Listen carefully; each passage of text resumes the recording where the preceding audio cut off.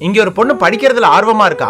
ஆனா இவ எவ்வளவுதான் நல்லா படிச்சாலும் இவ வீட்ல இவளுக்கு மரியாதையே கிடையாது. ஒரு சிக்கனை செஞ்சா கூட இவளுக்கு கொடுக்காம அவங்க வீட்ல இருக்கிற பசங்களுக்கு மட்டும் தான் கொடுக்கறாங்க. ஏன்னா பசங்க தான் கடைசி காலத்துல காப்பாத்துவாங்க, பொண்ணு அடுத்த வீட்டுக்கு போறவதானேன்னு அவளை கண்டுக்க கூட மாட்டேங்கிறாங்க. அதே மாதிரி இவளோட அம்மாவுக்கு இவ படிப்புக்கு செலவு பண்றது சுத்தமா பிடிக்காது. ஏதாவது புக் வாங்கணும்னு காசு கேட்டா கூட ஓங்கி அடிச்சிடறாங்க. ஆனா பையன் வந்து ஃப்ரெண்ட்ஸோட வெளியில போறதுக்கு காசு கேட்டா கூட உடனே கொடுத்துறாங்க.